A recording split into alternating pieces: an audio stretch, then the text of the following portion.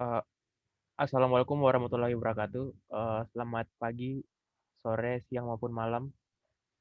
Perkenalkan, kami dari kelompok 2 akan membahas tentang solid oxide, fuel cell dengan anggota kelompok saya sendiri, Agung Pascal Samperiling, kemudian ada Akbar Pranowo, kemudian, Ananias Wiraski Sendrato. Nah, ini adalah outline yang akan kami presentasikan. Yang pertama ada, komponen dari keramik, kemudian, main function-nya, kemudian struktur, kristal dari keramiknya, kemudian teknik fabrikasi, dan yang terakhir ada raw material resource di Indonesia. Oke, untuk bagian pertama ada ceramic komponen yang ada di solid oxide fuel cell.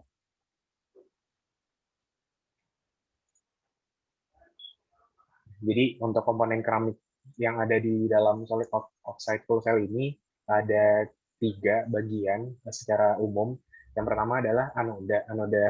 Anodanya ini memiliki syarat-syarat, yaitu memiliki kandungan porositas 20-40% dan juga memiliki konduktivitas listrik 1-100 S per cm, di mana material keramik yang digunakan untuk solid oxide fuel cell pada anoda ini adalah nikel yttrias stabilized zirconia NiYZS, yang mana material tersebut memiliki keunggulan konduktivitas listrik mampu mencapai 10⁻² sampai 10⁻³ S per cm, dan juga porositasnya 20-40%, di mana stabilitas kimia dan aktivitas katalitiknya sangat baik terhadap oksidasi hidrogen serta pengubahan bahan bakar hidrokarbon.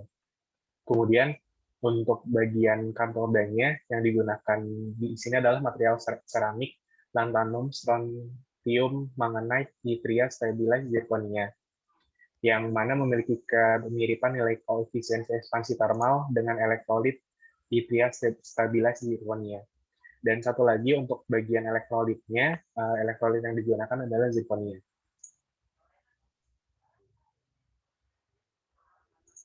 Nah, selanjutnya ada prinsip atau kegunaan dari solid oxide fuel cell.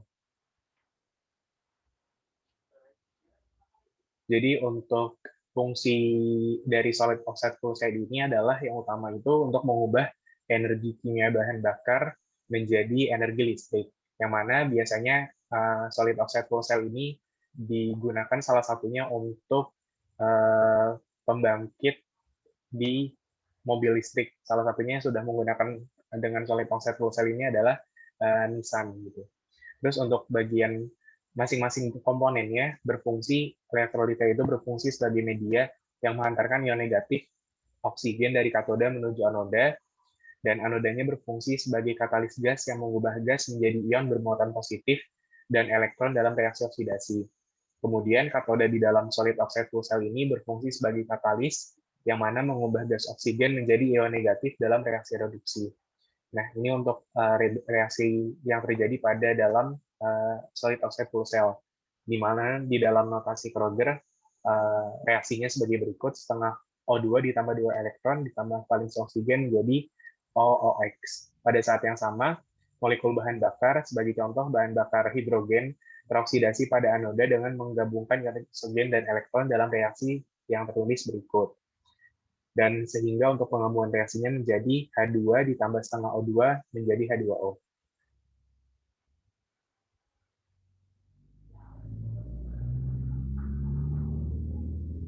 Baik, perkenalkan kembali, saya Ananias Wiraski Sendrata. Dalam hal ini saya akan menjelaskan tentang kristal struktur dari SOFC.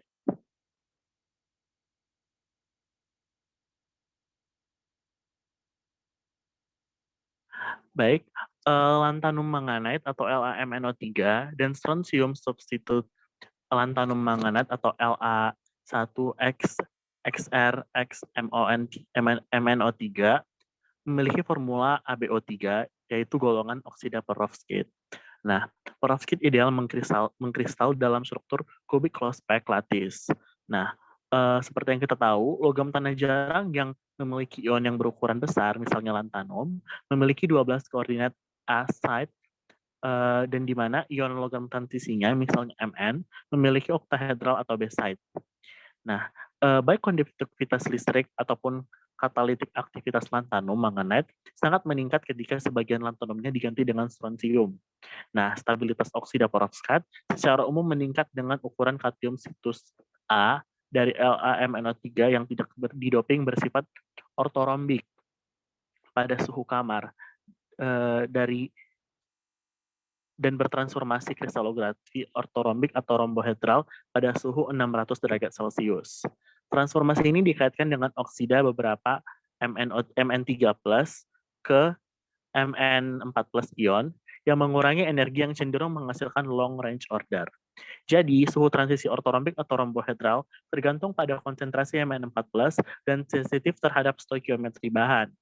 Nah, doping kation valensi rendah seperti strontium 2+ dan Ca2+ untuk La site meningkatkan konsentrasi Mn4+ dalam LaMNO3 sehingga mempengaruhi suhu transformasi. Next. Nah, selanjutnya kami akan membahas tentang manufacturing dari SOFC ini. Next. Nah, SOFC thin films dibuat dengan menggunakan slurry atau suspension deposit. Suspensi ini terdiri dari keramik powder, dispersan, binder, solvent, dan plasticizer. Suspensi yang digunakan haruslah stabil untuk menghindari terbentuknya aglomerat atau gumpalan yang dimana dapat memberikan dampak negatif terhadap kualitas produk film. SOFC di manufacturing dengan laminating dan firing cast tab, dilanjutkan dengan screen printing dan firing layers lainnya. Tab casting dimulai dengan preparasi slurry yang mengandung ceramic powder, performance, dispersan, binder, plasticizer, dan solvent. Kemudian semua komponen di ball milling selama 12 jam. Tab casting dimulai dengan preparasi slurry yang mengandung ceramic powder, performance, dispersan, binder, plasticizer, dan kemudian juga akan di ball mill selama 12 jam.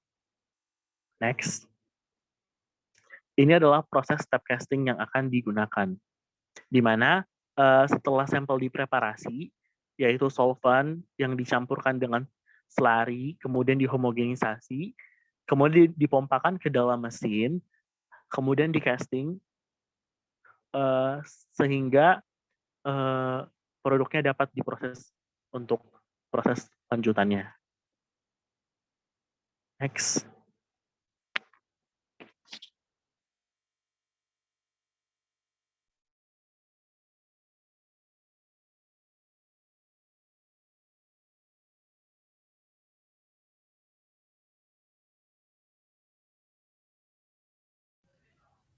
Nah, untuk membuat SOFC diperlukan beberapa raw material sebagai penyusunnya, di mana katoda dan anoda pada SOFC itu berbahan dasar keramik dengan memanfaatkan defect pada material keramik tersebut.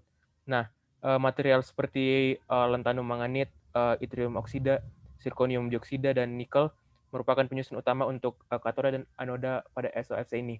Nah, untuk nikel sendiri, di Indonesia sebagian besar nikel dihasilkan di Pulau Sulawesi, di mana pengolahan biji nikel dikelola oleh beberapa industri besar seperti PT Vale Indonesia, PT Antam, dan PT IMIP yang saat ini menjadi produsen nikel terbesar di Indonesia. Kemudian untuk mangan sebagian besar itu diperoleh di Kota Kupang, di mana biji mangan yang diperoleh kemudian akan diolah lebih lanjut menjadi ferromangan dan silikon mangan. Dan pada tahun 2018, smelter pertama dibangun di Kota Kupang oleh PT Gulf Mangan yang merupakan anak perusahaan dari Gulf Manganese Corporation asal Australia. Kemudian yang ketiga untuk zirkon, secara umum zirkon sendiri ini dijumpai dalam bentuk pasir atau ZrSiO4, di mana di Indonesia pasir zirkon dapat dijumpai di berbagai daerah, terutama di wilayah Kalimantan Tengah, Kalimantan Barat, dan Bangka Belitung. Kemudian untuk lantanum dan yttrium, itu merupakan jenis logam tanah jarang, sehingga cukup sulit untuk mendapatkan logam tersebut dalam jumlah yang banyak.